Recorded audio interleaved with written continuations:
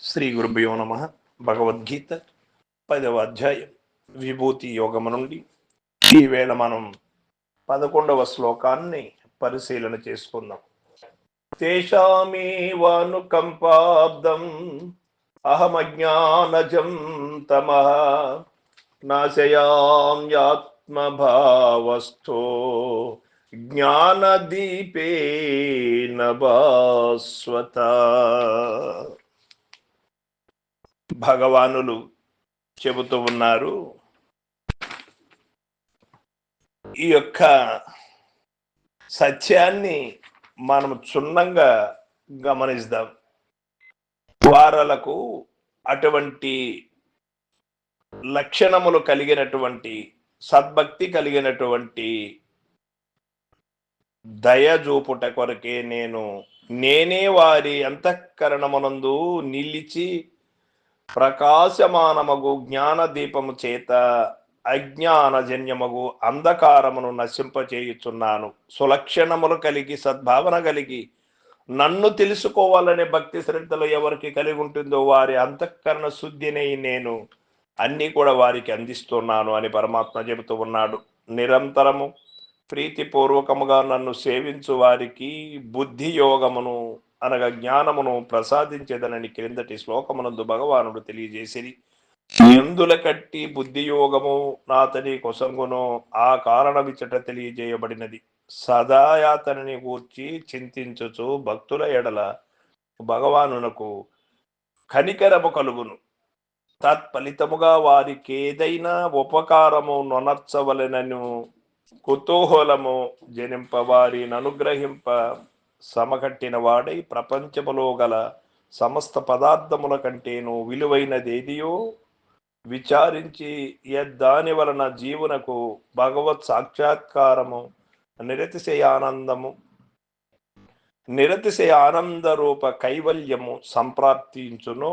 అట్టి తత్వ విచారణయే జ్ఞానమే బుద్ధియోగం. అన్నిటికంటేను మేటి అని నిశ్చయించి దానిని అతని కొసంగుచున్నాడు భగవానుడు. ఆ జ్ఞానమెట్టిది, ఎట్టి ప్రభావము కలది. అది ఒక దీపము వంటిది, ప్రకాశమానమగు జ్యోతి అని అజ్ఞానాంధకారమును పోగొట్టునది. అనేక జన్మార్జితమగు తమః పటలమును మోహాంధకారమును అవిద్యయను చీకటిని జీవుని హృదయము నుండి పారద్రోలునది. అయితే ప్రపంచంలో గల అన్ని దీపములకును ఈ జ్ఞాన దీపమునకును చాలా వ్యత్యాసము కలదు. అవి అల్ప ప్రకాశము కలవి, పైగా కొంతకాలమునకు ఆరిపోవునవి. అజ్ఞాన దీపం మట్టిది కాదు, మహాప్రకాశమైనది కనుకనే భాస్వత అని చెప్పబడిన. మరియు సామాన్య దీపము బాహ్యాంధకారమును పోగొట్టును అంతే. ఈ జ్ఞానదీపము అంతఃకరణమందలి మోహరూప తమస్సును నశింపచేయును.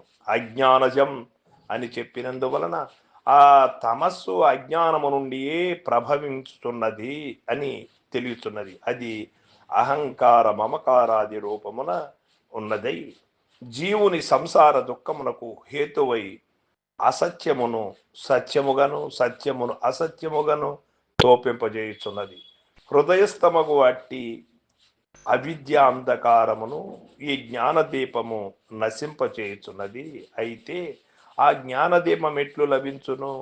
దానిని భగవానుడే జీవుల కొసంగును, అందరికిని కొసంగున కాదు. ఎవరు తనను ప్రీతిపూర్వకముగా నిరంతరము భజించుదురో వారికి మాత్రమే ఇచ్చును. అట్టి పరమ భక్తులపై దయగలిగిన వారిని కనికరించు నిమిత్తము జ్ఞానదీపమును ఈ మహాప్రసాదమును వారి కోసంగాను ఈ రహస్యములన్నీ ఈ శ్లోకమును చక్కగా తెలుపబడినవి. భగవంతుని భజింపని సో వారి అనుగ్రహము లభింపదు ఎన్నటికీ కూడా. వారి అనుగ్రహము లేనిచో జ్ఞానదీపము దొరకదు. జ్ఞానదీపము లేనిచో అజ్ఞానాంధకారము నశించదు. అజ్ఞానాంధకారము తొలగినిచో దుఃఖమంతరింపదు. కాబట్టి దుఃఖ నివారణము కొరకు ప్రతి జీవియు నిర్మల హృదయముతో అచంచల భక్తితో మొట్టమొదట భగవదారాధనమును గావింపవలెను. మోక్షము యొక్క కీలకమంతయు ఈ భగవత్ సంసేవయందే ఇమిడి ఉన్నది. ఈ శ్లోకము ద్వారా స్పష్టముగా మనకు తెలియబడుతున్నది. ఆ ప్రకారముగా భక్తి సంయుతులై భగవానుని ధ్యానించు వారి యొక్క హృదయమును ఆ సర్వేశ్వరుడెట్లు తెలుసుకొనగలడు? వారు దూరములో లేరు, ఆత్మభావస్థ ప్రతి జీవి యొక్క హృదయమునని విరాజిల్లుచు సాక్షిభూతులై వారు చేయు సమస్తమును గమనించుతున్నారు. వారు సంకల్పించు ప్రతి సంకల్పమును కూడా వారు చక్కగా పరిశీలించుతున్నారు. ఇక వారి దృష్టి నుండి ఎవరైనా తప్పించుకొనవలని సాహింపగలరా?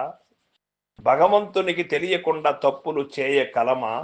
వీలుపడదు. కాబట్టి ఎవరును పాపకార్యములను చేయరాదు. మనస్సుతోనైనను దుస్సంకల్పములను సంకల్పించరాదు. దైవ కార్య ధర్మ కార్య నిరతులై ఉండవలెను. యాలననిన ప్రతి జీవి యొక్క హృదయముననే భగవానుడు ఉన్నాడు. కాపురమున్నాడు. కాపురము తన ఎందే ఉన్నాడు. ఇట చక్కగా తెలియబడినది. నాశయామి తనను భజించు వారి హృదయమున గల మోహంధకారమును నేను నశింపచేయుచున్నాను అని భగవానుడు అసంసిద్ధముగా చెప్పాడు. సంశయమేమీ లేకుండా చెప్పాడు. కావున జీవుడు తన కర్తవ్యమగు భగవదారాధనమును నెరవేర్చినచో పరమాత్మ తన వంతు పని అనగా మోహనాశము తాను తప్పక చేసి తీరునని స్పష్టమగుతున్నది. నేను అట్టి జీవుల మోహమును నశింపజేయుచున్నాను అని ప్రతిజ్ఞాపూర్వకంగా భగవానుడు పలికినందువలన ఇక భక్తులకు తమ బంధ విముక్తి విషయమున ఏమాత్రము సంకోచింపనవసరం లేదు. వారు చేయవలసిన పని అనగా అనవరతర ప్రీతిపూర్వక భజనను ధ్యానమును చేసిన చాలును. చెట్టు మొదలకు నీరు పోసి ఉండినచో ఇక ఫల విషయమై సందేహము పెట్టుకునవసరము లేదు కదా, అది వచ్చియే తీరును. అట్లే భక్తి అను జలమును పరమార్థ వృక్షమునకు పోయుచుండినచో ముక్తి అను ఫలము తాను కోరకనే లభింపగలదు. దానిని భగవానుడే తెచ్చి వాని చేతిలో పెట్టగలరు. కనుకనే నేనొక జ్ఞాన దీపమును తెచ్చి వాని హృదయమందలి చీకటిని అనగా అజ్ఞానమును నశింపచేయుచున్నానని శ్రీకృష్ణమూర్తి తెలిపియున్న వారైరి. ఆ అంధకారమును జీవుడు స్వతహా పోగొట్టుకొనలేడు. దానిని భగవత్ సహాయము అవసరము. కాబట్టి వారి అనుగ్రహమునకై భగవద్భజన, సేవన, పూజ, ఆరాధన, ధ్యానాదుల ద్వారా అతిశయ ప్రయత్నం ఆచరింపవలయుతున్నది అని మనకి ఇక్కడ తెలియబడుతుంది. జీవునకు మోక్షం ఎప్పుడు లభించును? అజ్ఞానమును అంధకారము తొలగినప్పుడు లభించును. అది ఎట్లు తొలగను? జ్ఞానమును ప్రకాశవంతమగు దీపము చేత తొలుగును. ఆ జ్ఞాన దీపం ఎట్లు లభించును? అది భగవానును చే నొసంగబడును. ఎవరికి అతనికి ఎవరిపై కనికరము కలుగునో వారికి లభించును. భగవంతునికి ఎవరిపై కనికరము కలుగును అన్నప్పుడు నిరంతరము ప్రీతితో తన్ను భజించు వారిపై నాతనికి కనికరము దయ కలుగును. జీవులు చేయు ఆయా పుణ్యములను భగవంతుడు ఎట్లు తెలుసుకొనగలడు అంటే సమస్త జీవుల యొక్క హృదయమందే అతడు ఉన్నాడు కనుక హృదయములను నిండుగా ఉండి శరీరాన్ని ధరించి ఉన్నాడు. కావున వారి వారి సంకల్పములను చేష్టలను అతడు సులభముగా గ్రహించగలడు. సంసార మోహరూప తమస్సు అనే చీకటి దేని నుండి పుట్టును? అజ్ఞానము నుండి పుట్టును. జ్ఞానమిట్టిది మహాప్రకాశవంతమైనది. జీవుని మోక్షమునకు దారి చూపి అచటికి గొనిపోవునది. కావున పైన తెలిపిన భక్తి చక్కగా ఏర్పడుటకు, అభివృద్ధి నొందుటకు, భగవద్ విభూతిని, భగవాన్ మహిమను తెలుసుకొని ఉండుట అవసరమని భావించి భగవానుడి ద్వారా మనకు చక్కటి విషయాలు తెలియబడుతూ ఉన్నది. సర్వం సద్గురు పాదార్పణమస్తు. జై గురుదేవ.